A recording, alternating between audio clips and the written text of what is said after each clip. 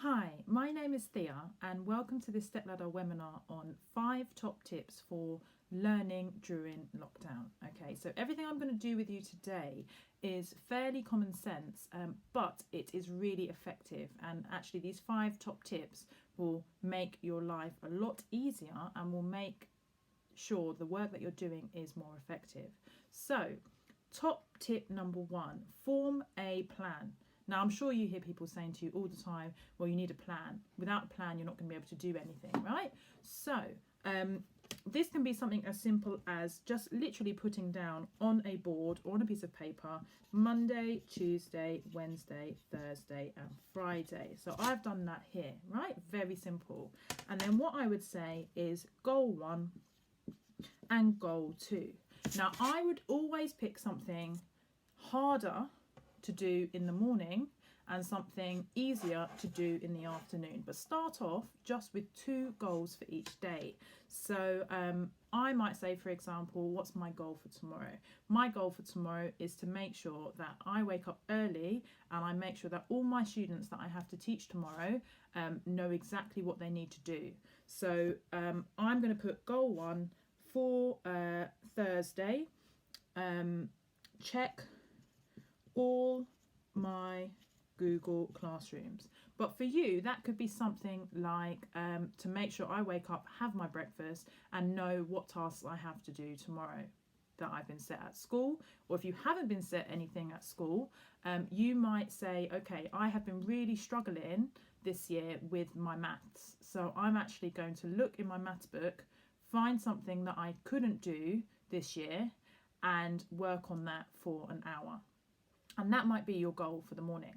Okay, and then your second goal can be something easier. So I would suggest picking a subject that you enjoy, that you know you have to do work for that day, or it could be something like finish off a piece of work. Okay, so always have an easier goal in the afternoon. My easier goal will be to check my students' work. Okay, so do something like this and start to fill it in for the week. Okay, and you have that for your week, and you can have that displayed somewhere in your house, and I would even make a couple copies of it so that other people in your house can help support you. Okay, right, top tip number 2 is all about timing. Okay, now it's very, very tempting when you aren't at school to start to get to sleep later on and start to wake up later, but actually having some sort of routine is very, very helpful, and trying to stick to some sort of timing for yourself is very helpful. Now, I'm someone that I'm used to working to a timetable, but I can appreciate you might not be. So if you are someone that's not used to having a timetable, or you've kind of got out of the swing of things, what I would suggest you do is you just have fixed blocks. So you say to yourself, right, okay, I'm going to try and wake up no later than, and you set a time for yourself. Even if it's no later than 11, then you say to yourself, from 11 till a particular time, I am working.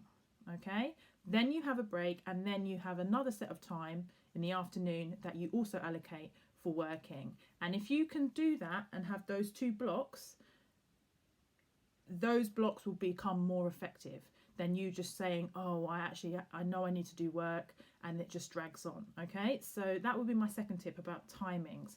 My third tip is about defining spaces in your home. Okay, so if you work in your bedroom, which might be the case for a lot of you, if that is the case for you, then I would even suggest in your room have a defined space where you are working. So if it's a desk, make sure in the morning you make your bed, you tidy up that particular area where you're going to be working, and when you're working, you sit in that place. You don't sit on your bed, you don't sit where you relax, because what then happens is psychologically you don't know whether you're at work or whether you're relaxing, or whether you're supposed to be studying or whether you're supposed to be chilling out, right? Your body genuinely doesn't know.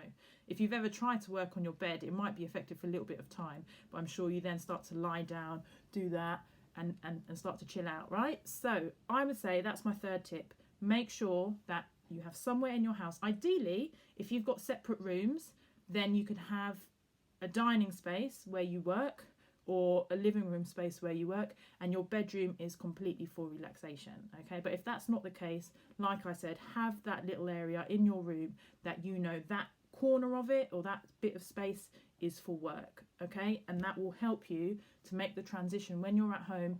Okay, I'm at school, I'm working now. Okay, now I'm relaxing.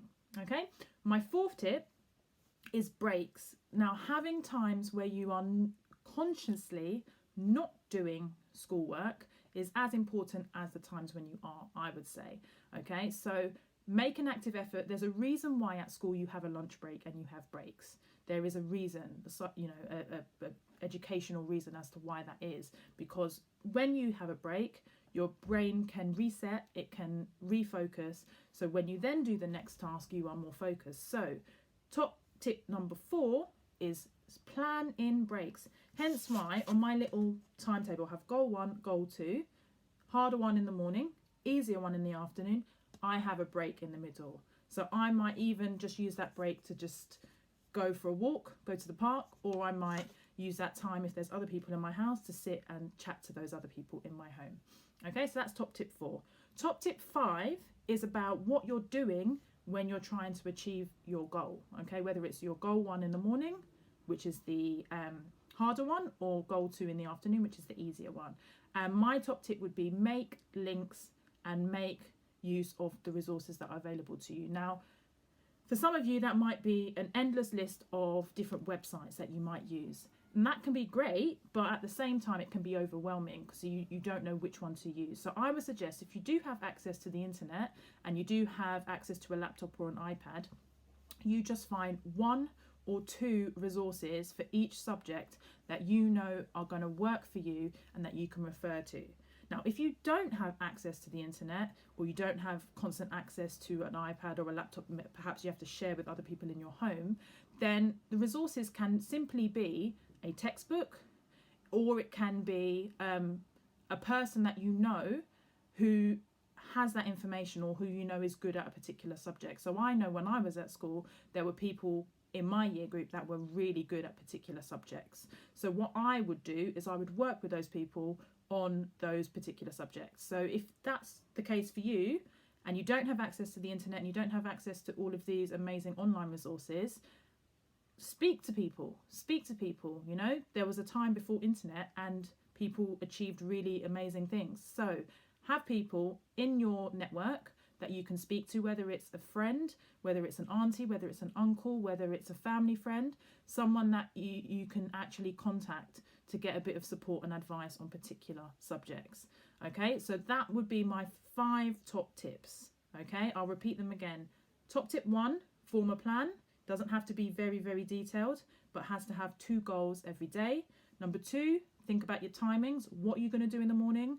What are you going to do in the afternoon? And what are your blocks going to be? What time are you going to get up by? And what time are you going to work until? And have that as a cut-off point. Okay. 3, define your spaces. Where are you working? Where are you relaxing? 4, plan in breaks and stick to them. They will help you to be more productive. And the last tip is make links and get a good bank of resources for yourself. Okay? Let me know how you get on with your tips. If you like this video, please click like, please subscribe, and feel free to share with any friends that you have that you think this would be useful for them.